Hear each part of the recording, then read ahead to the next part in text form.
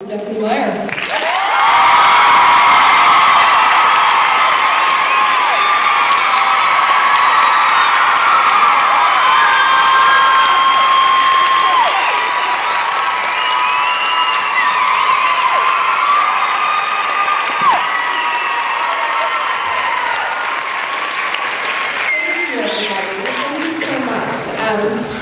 Appreciate that. You guys have been so cool. And thanks to everyone who came early so that we can hopefully get through everybody's books.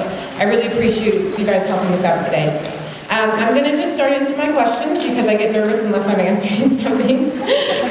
So these are the questions that some of you submitted beforehand, and hopefully we'll hit all the major points. The first question is, I know Twilight started with a dream. What about the host? The host did not start with a dream, because if I was waiting around for dreams for all my books, I would only have one. Now, you only get a dream like that once in your life, and then if you don't do anything with it, it's your own fault. But yeah, you just get that one time. The host was just, I actually keep a computer file, several, full of all these ideas that occur to me. Oh, what if this? That could be a premise for a book. What about this? And some of them interest me more than others, and they get fleshed out, and I write synopsises, and they have outlines. And the host was the one that sort of showed up in my head on a long, boring trip, got it made into the files, and then I kept writing. I mean, the outline for that book, actually about 60 pages long, and detailed enough to have dialogue in certain places. So I was really interested in the story, and that's why I decided to go with it. All right, next question. How many books will be in this series, and when can we expect them? No pressure.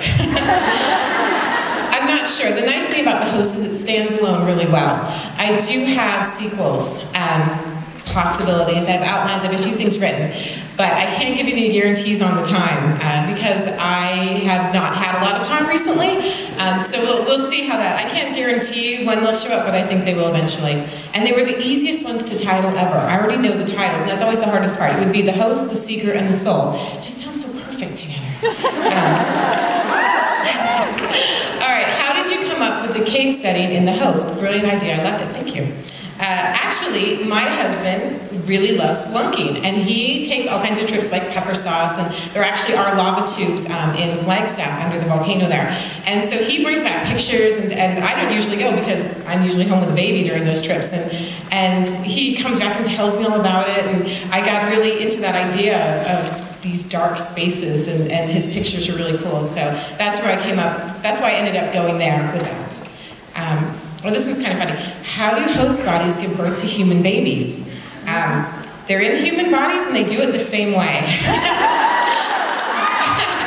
But then, of course, when the babies are born, generally, of course, there's that one exception in the book, they're immediately implanted with a soul, and so then they're really not human babies anymore.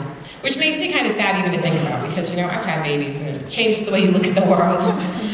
All right, here's one. I was taught in science class that burning off your fingerprints was nearly impossible. Yet in The Host, it says Melanie did it just by picking up a hot pan. Am I going crazy, or is it a misunderstanding on my part, or what? What they didn't tell you in science classes is sometimes things happen to people for real, and that is an autobiographical story. I had no fingerprints on my right hand for 6 months in college because I was talking to a cute boy, and my roommate baked a cake in exactly the same pan that I had done that earlier in the day. So I picked up my cake pan, and I was standing there talking to the cute boy, and it took a few seconds for it to get to my brain that this pan was like 500 degrees. And then when I dropped it, cute boy started screaming like a girl, and I could never date him again. So do I have to go on a life of crime now? I have no fingerprints. But I never did, and they grew back in 6 months. All right, what drives wanderers' complete lack of a sense of self-preservation? Good question. It is a complete person who is entirely about self-sacrifice. And the only thing I can really compare it to is being a parent, because there are certain roles where you will do anything for somebody else, and you could not hurt them to save your life.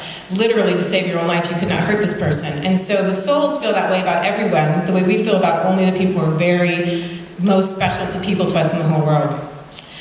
Give an example from one of your books where your religion has influenced your writing style. I don't write about religion per se, but I do write about characters who to me are fully rounded, so they think about religion. In The Host, I think this comes up a couple times when Melanie and Wanda are in the desert, and they're talking about what's going to come next after they die in the next few hours. That was really something that I think about because I'm religious, and my characters think that way, because to me you can't be a real person if you're not thinking about real things. Here are two that kind of go together. Why do medicines and everyday items have such simplistic names? The reason that we have these horrible 18-syllable medical names is because we've come up with so many different ways to try and do things, and none of them work, and you have to differentiate. The souls is very easy. They have like 20. You know, they don't need difficult names. There's no reason to try and confuse someone or have a doctor be more like, okay, well, I can help you, but you don't understand. They want everyone to understand. It's a very open kind of system, and there aren't very many of them. And this one goes with it. If you could choose any one of the medicines in the book to keep in your medicine cabinet, which would you pick? Question. Choosing the one part is hard. I mean, no pain, obviously. That would be cool. But like the sleep stuff too, because some nights that's just harder than others, and then the wake, because some days that's harder than others. So I would really like to have simple, effective medicine. Yeah. In your mind, who is better looking, Jared or Ian? They're both pretty hot in their own ways. I think the best way, I mean, to me, they're very different. Jared's like the rugged guy, you know, the one who can take care of anything, and then Ian's the more classically good looking. So they're both, it kind of just depends on what your type is. Do you like the tough guy or the poet? So every day the answer is different for me. Is Jamie based on anyone in your real life? Jamie, of course, is a character that I care about tremendously, and he's not based so much on an individual, but more of a concept. When I was growing up, my little brothers were born when I was old enough to babysit. So I had a lot of diaper changing in my life and a lot of babysitting and taking care of these little boys who were kind of like my practice sons. And I cared about them so much that I actually had mom nightmares. And some of you know what those are, where you have those horrible, awful dreams about your kids, you can't get to them fast enough. I shouldn't have really been having those in high school, but because when you care about someone that way, that happens. And so I know that the sister-brother bond can sometimes, particularly in the situation that happens in this book, turn into something that's so much more. So that was kind of the basis for that.